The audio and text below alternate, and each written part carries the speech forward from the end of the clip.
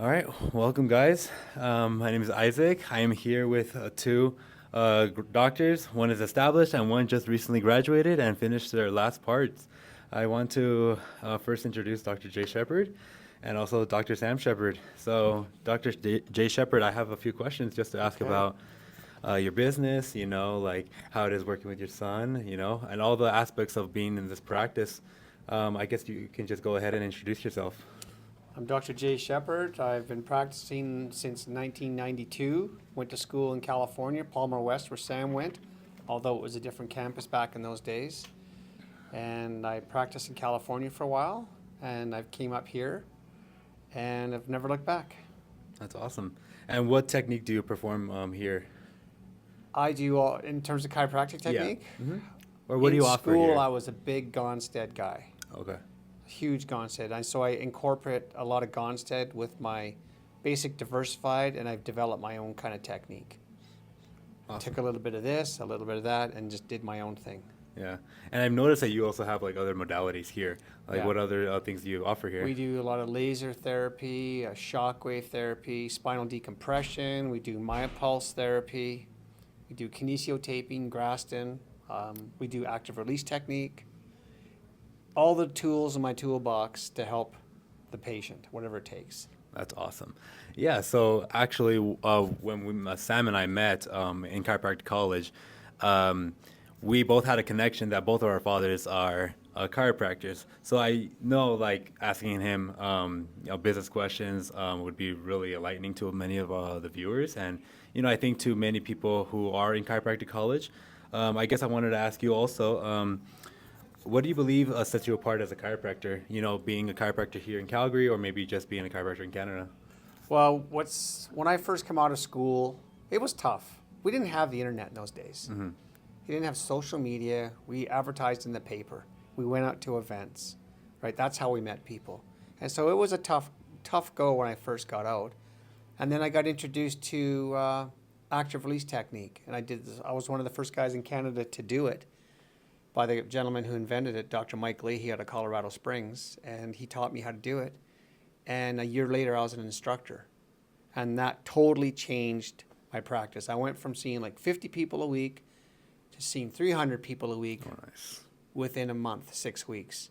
And how that went viral before there was such thing as viral was I had a gentleman here who came to see me who was a writer for the Calgary Herald, the local newspaper. Mm-hmm. He wrote an article on me about his experience with me, and it went insane. I got calls from the NHL, the CFL, the Canadian Football League, Mm-hmm. the PGA Tour, the Olympic program in Calgary. As you can see all the photos on my walls, and they're all over the clinic here. These are the kind of people that came in because of that one article, and it hasn't stopped. So, in a sense, what separated me from those days was the fact that I did ART, which was an addition to the chiro, which made me stand out more than anything else at that time, because nothing else was around like that. Yeah. Okay, awesome. And I love asking this question. I've asked many chiropractors, like my dad, and chiropractors all over the country, from doing projects at school. But I'm really curious to hear, if you were to start your business from scratch at this time period, with all the tools that you have, all the research that's available, what is the first thing you would do if you had to start your business? Oh, from scratch? That's a good question. I think it's a great question, just because I know a lot of students who are very confused on how to, start a business or just to get their foot in the door, Well, I think what you got to do, and it still holds true to when I started, is you have to actually go out there and meet people. You have to do whatever it takes to meet people. I mean, there's all things nowadays, the social media, where actually there's no human contact as much, right? I think you still need to have that human contact. You got to go out there and meet people and build relationships with them. It's a relationship. We're in the relationship business. Yeah. And you actually have to see somebody in person, shake their hand or whatever, to actually build that relationship. So I still think that still holds true today as it did back then. Although you have different advertising mediums nowadays. Back in our day, we used to pull out an ad in the Calgary Herald or a community newspaper, and you get people in that way. Well, they don't have that no more. Yeah. So now it's the online thing. But I think Yeah. a lot of kids nowadays, and no disrespect to anybody nowadays, there needs to be more one-on-one contact with people, and to build those relationships up, relationships that last. Yeah, a really common answer I get is like along those same lines. It says, they mentioned that it's really important to get like that contact very early in the beginning, and then once that word of mouth kind of goes out, you get that reputation. It kind of just builds on top of that. Well, there's a skill. There's a skill that I think for a lot of younger folks nowadays, communication with people is a skill to learn how to be social. Yeah. That's a skill you learn. And I don't think you get that as much when you're just depending on, a lot of kids are depending on online stuff. Yeah, You need to be approachable, you need to be likable, and you need to have a skill on how to talk to people. You could be a great doc and you have great marks in school and all that stuff. But if you don't know how to connect with people, then you would never be successful. So my big thing is get out and see as many people and shake as many hands as you can to actually build a rapport and build a trust. yeah, Never stop networking. yeah. That's awesome. Now, the next question is, what is the most important thing you have incorporated in your business? The most important thing? Yeah. Here's one thing that's the most important part of any business who deals with the service industry, and that is your reputation. You have to you could be a great doc and you can give results, but you got to have a good reputation. And your reputation is everything. It's the only thing you have other than our hands. So you have to make sure everyone you treat, you just do the best you can 100% of the time, 110% of the time, even when you don't feel like it. To deliver that service to them so that when the patient walks out the door, they go, that was amazing. Yeah. And you've delivered, and you've created trust, you've created a loyal patient, and your reputation goes even higher with that.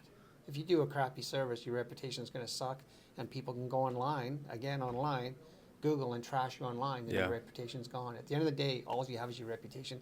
That, to me, is the most important thing, other than the skill. Yeah. Obviously. Yeah, actually, that's true. Like, if you can see from like all these photos, there are little messages, all of them saying thank you, and you're awesome, and you've helped me so much, and that just goes to show. And this is just one wall. There's plenty of other walls in this office that shows those messages, and it speaks volumes. Now, for this next question, I would love to ask Sam. So he's been working here for about 3 months before he graduated, as a preceptor. I just wanted to ask, how's your experience, now working with your dad, compared to how working at the clinic was? Working at the clinic down in school? Yeah, down in school, yeah. I was so lucky. It's a little bit of an interesting experience because I grew up in the clinic all my life. I'd come here every day after school, and I'd do my homework in the back. All the way from elementary through high school and even into my undergrad. Any and every single injury I've ever had, I was here in the clinic. So coming out of the student clinic environment at school into preceptoring here with my dad, almost felt like almost like a rite of passage, like a birthright. Now I'm finally in the place that I'm meant to be. Yeah. That I was destined to be. Every step along the way in school they just felt like hurdles for me to be like, okay, I can finally go and work with my dad, and I could be a team with my dad. Yeah. And working with my dad, the big thing that we talk about with you in the last few sessions that we've had together is the importance of training, and the dedication and the commitment I put towards my training in school made all of the adjusting, all the other things that most students get stressed out about extremely easy. So I could actually now just have quality time with my dad. I'm not worried about not being able to deliver an adjustment. I'm not worried about my patient management skills. I'm not worried about, I want to earn these people's trust, these patients' trusts, as I transition from, them receiving care from my dad then to me. It's like now, it's like quality time, family time. Yeah. And it's really, really awesome. Yeah, I feel the same way working with my dad. Like, I feel like it's such a huge blessing. I feel like your dad is probably very, very proud of you, continuing his footsteps and learning the things that he's really passionate about. My dad, he tells me like so many times he's really happy for me to be around.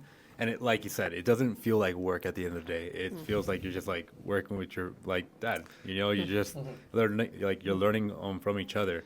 Now I wanted to ask Dr. Jay Shepherd, how is it working with your son? Well, we had 3 months. Well, he's been, like I said, it's like he's always been here. Yeah. So it's always been great. But now that we're actually working professionally, it's been fantastic. He brings his energy and enthusiasm. I mean, I have it, but I've been doing it 32 years. But he's bringing, and you guys are so much more educated nowadays than when I was in school. You guys come out better prepared as adjusters, chiropractic adjusters, than I ever was. There's way more seminars that you guys did than we were ever offered. So you guys are, I think, at a higher level. And particularly you two guys, because you've gone above and beyond what most kids in chiro school will do. But the education you guys have is so much better. And working with Sam, he's gonna bring his energy and enthusiasm here. He's likable. Patients already trust him. It's just an easy transition. It's just a younger version of me. So it's always going to be Shephard Health here, right? So exactly. It's going to be great. Yeah, it's great. I can't wait till we actually work together in clinic, and we're just going to create more success. It's Yeah, awesome. you mean both you guys have both mentioned how quickly he just like easily like merged into this clinic. Yeah. It was kind of seamless. All the patients love him. All his like friends have always talked about him. So it's awesome to see like that feedback. And I'm sure you probably feel that like you're adjusting very well. Yeah, the adjustment was, that's what for me. I think it's cool that my dad, his journey, his path, the mark that he leaves is with ART. I mean, you can see the success he's cultivated around us. Yeah. For me, I have a deep appreciation for everything that I grew up with, but I feel like what I bring to the table is restoring confidence of the adjustment back in Calgary, back in Canada. That's my mission.